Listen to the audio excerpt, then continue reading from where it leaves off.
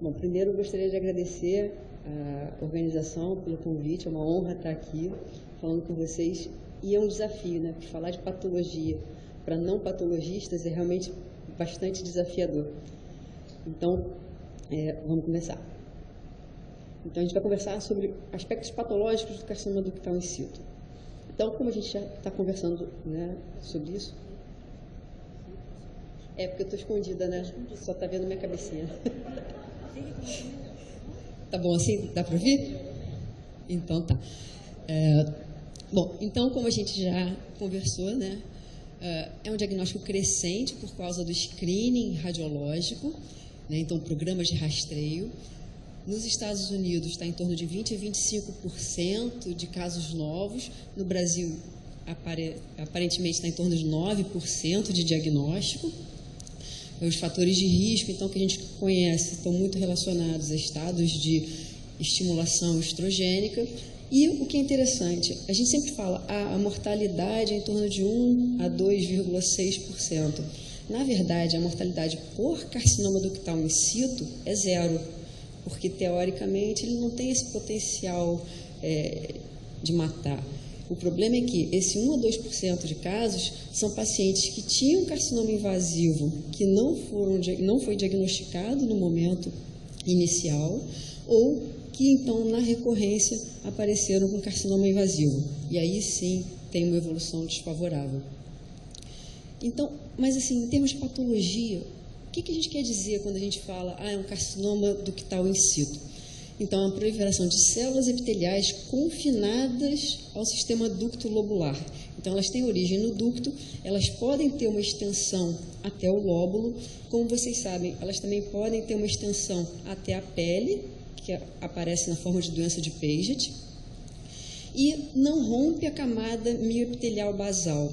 Então, quando a gente olha aqui um HE, a gente vê nitidamente o ducto muito bem delimitado, aqui o estroma sem nenhuma célula tumoral infiltrante, então a gente percebe que isso aqui é um carcinoma ductal in situ.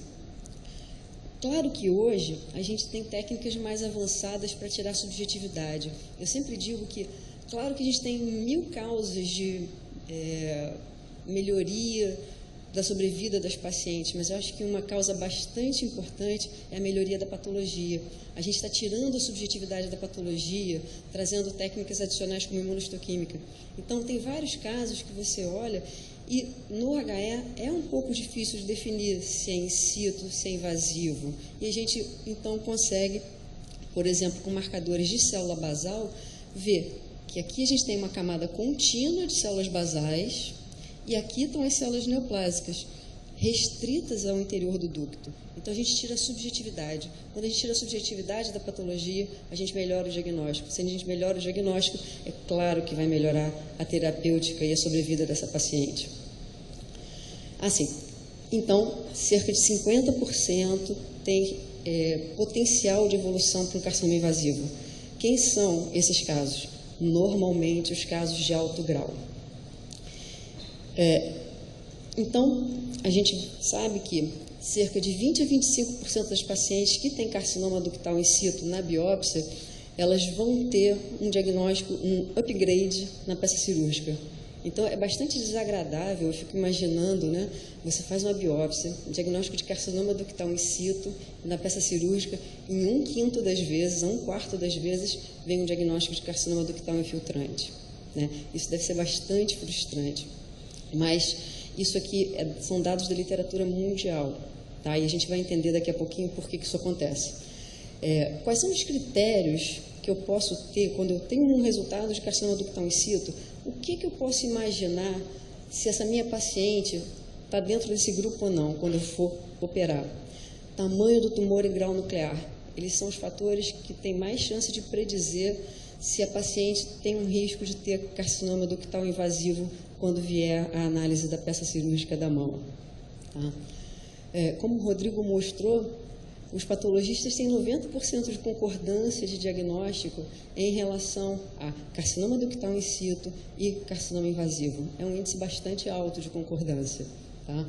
Mas existem casos que são bastante sutis, bastante borderline. principalmente em relação à hiperplasia ductal atípica e carcinoma ductal in situ. E aqui eu volto a falar, a gente hoje em dia melhorou muito isso, porque a gente está tirando a subjetividade, a gente está trazendo a imunohistoquímica para auxiliar, então a gente consegue definir exatamente o que é. Mas eu achei esse trabalho aqui fantástico. Pegaram 105 casos borderline entre atipia, hiperplasia ductal atípica e carcinoma ductal in situ. E esses casos foram todos eles analisados por 5 patologistas especialistas em patologia mamária. Tá? E olha que interessante, 30% de concordância entre todos os patologistas. Menos de um terço dos casos, houve concordância entre todos os patologistas do grupo, baseado em análise morfológica. É claro que se a gente fizer aqui uma análise molecular, botar a imunohistoquímica, a gente vai chegar a 100%, ou bem perto disso, né? Mas é para vocês verem como que existe subjetividade, né? Então, os 5 patologistas só concordaram em 30% dos casos, 4 em 42% e 3 patologistas em 25%. Isso traz implicação terapêutica, a gente sabe disso. Tá? Então, aqui para vocês entenderem o que eu quis dizer. Aqui, um carcinoma ductal in situ, padrão cribriforme, outro ducto aqui, e aqui uma hiperplasia ductal atípica. O critério da Organização Mundial de Saúde para hiperplasia ductal atípica é não pode ter mais do que 2 milímetros, aqui tem 1 milímetro, e não pode ocupar mais do que 2 ductos, que é o que tem aqui. Então, aqui eu tenho uma hiperplasia ductal atípica e aqui eu tenho um carcinoma ductal in situ. Mas se eu analisar muito de perto, se eu for olhar a folha, em vez de olhar a árvore e em vez de olhar a floresta, eu posso errar o diagnóstico, tá? Porque olhando célula a célula, eles são muito parecidos. Então, a gente segue a classificação da Organização Mundial de Saúde, a última edição é de 2012, tá? Existem outros padrões de nomenclatura, mas eles são desencorajados, a gente tem que ter uma unificação, a gente tem que falar a mesma língua, tá? Então, o que manda é a Organização Mundial de Saúde, e existem 5 tipos de carcinoma ductal in situ. Comedocarcinoma, sólido, cribriforme, micropapilífero e papilífero. E a graduação é feita só pelo aspecto nuclear, pelo grau nuclear, tá? Entre baixo grau, grau moderado e alto grau. Então, aqui para vocês conhecerem o que a gente quer dizer. Comedocarcinoma é o carcinoma ductal in situ, que ele é predominantemente sólido, mas no meio ele tem um centro de necrose. Por que ele tem esse centro de necrose? Porque ele tem um alto índice de proliferação celular, ele tem um metabolismo celular muito exacerbado e os vasos sanguíneos estão aqui fora. Então, as células que estão proliferando no centro não conseguem ter suas demandas satisfeitas pelos vasos que estão do lado de fora e elas acabam morrendo e você acaba tendo um centro necrótico ali, tá? Por isso que um dos fatores prognósticos ruins é ser do tipo comedo. Por quê? Isso já indica indiretamente que são células com alto índice proliferativo. Se elas estão com alto índice proliferativo, elas têm chances de fazer outras mutações adicionais. Se elas fazem outras mutações adicionais, elas ganham potencial de romper a membrana basal, a camada basal, e aí fazer a invasão e a metástase. Por isso, então, que o tipo comedo é um tipo de alto grau e que está associado ao risco de evolução para invasão. O tipo cribriforme tem esse nome porque ele preenche os ductos, formando ducto dentro de ducto, com aspecto esburacado, como se fosse queijo suíço. Tá? O tipo papilífero, porque forma papilas grandes e ramificadas, e o micropapilífero, que faz papilas pequenininhas. E o tipo sólido preenche totalmente a luz sem a necrose central do tipo comedo. E em termos de grau nuclear, a lógica é a mesma. O baixo grau, o núcleo, né, o grau 1, o núcleo é muito parecido com o de uma célula ductal mamária normal. Então, eu não tenho uma atipia importante. A minha atipia vai ser muito mais arquitetural. No grau 2, eu já tenho núcleos maiores, eu tenho variação de tamanho de uma célula para outra, eu começo a ver nucléolos pequenos e algum índice mitótico. Então, o grau 2, eu já tenho um metabolismo celular um pouco maior. E o grau 3, eu tenho núcleos enormes, bizarros, com nucléolos muito nítidos, grande quantidade de mitose.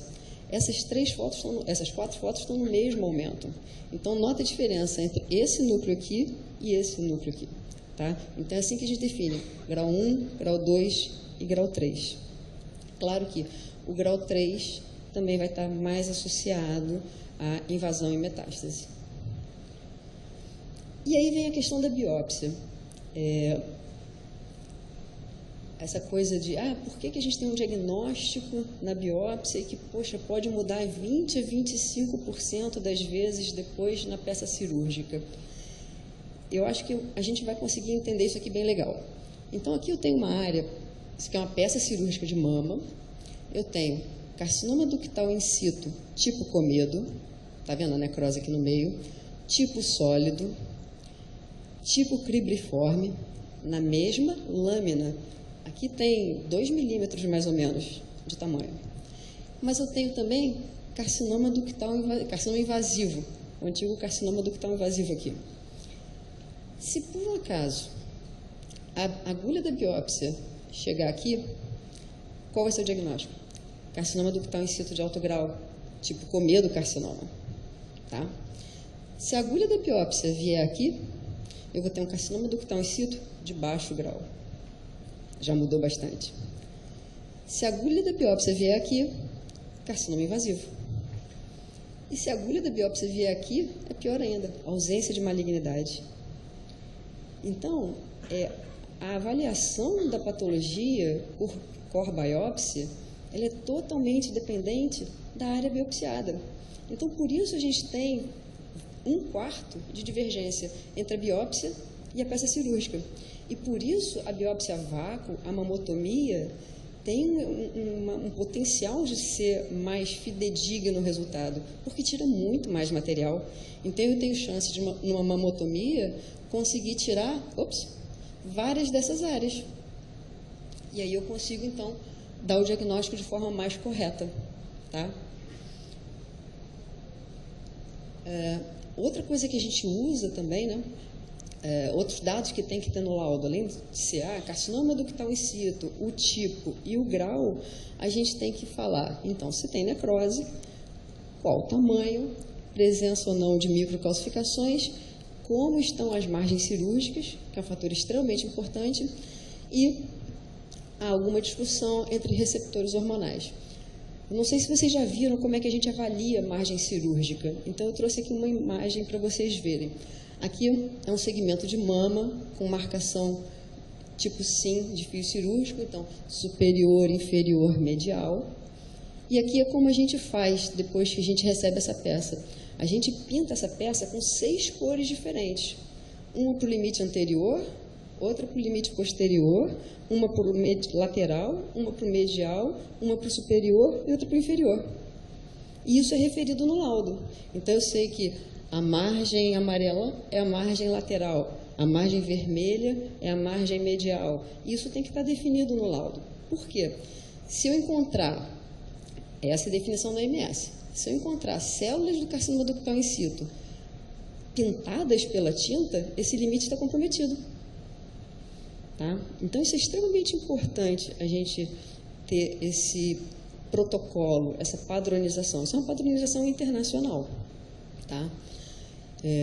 A margem comprometida está associada a 24% de recorrência em 10 anos, sendo que metade desses casos de carcinoma invasivo. E o ideal, pelo último consenso da Sociedade de Oncologia, como o Rodrigo falou, 2 milímetros de margem associada à radioterapia, e aqui também está incluído casos de carcinoma ductal in situ com microinvasão, então são invasões com menos de 1 milímetro. Tá? Então, essa é a margem mínima que se deve ter. Então, como eu falei para vocês, o que a gente acha extremamente importante para tirar subjetividade é, hoje em dia, a imunohistoquímica. Então, a gente tem vários marcadores para a camada miopitelial. Então, a gente pode usar queratinas basais, a 5, a 6, a 10 e a 14. Então, aqui estão aquela foto que a gente viu antes. O ducto, 2 ductos com carcinoma ductal in situ tipo cribriforme, e aqui a camada basal marcada com a queratina 5. Nota que a gente também, nesse caso, tem células tumorais marcadas com a queratina 5. Provavelmente, esse caso, se ele vier evoluir para um carcinoma invasivo, deve ser um carcinoma invasivo tipo triplo negativo, tipo basal. Por quê? Porque ele expressa moléculas associadas às células basais. Tá? Além disso, a gente pode fazer receptores hormonais e dosagem de HER2. Aqui, para quem nunca viu, isso aqui é um ducto mamário normal, receptor de estrogênio. E aqui é um ducto de carcinoma ductal in situ, negativo tumor, e as células remanescentes do ducto normais estão positivas. Tá? A gente aqui não pode confundir, achar que o tumor está positivo. Nota como é que o núcleo da célula aqui é bem diferente desses núcleos aqui. Aqui é uma pele, epiderme, derme, e aqui a doença de Paget marcada com HER2. Tá? Aqui é um carcinoma ductal in situ e um carcinoma invasivo. Aqui é o maior detalhe dessa região, marcado com HER2 na membrana. Isso aqui é um padrão 3 cruzes. Tá? É isso.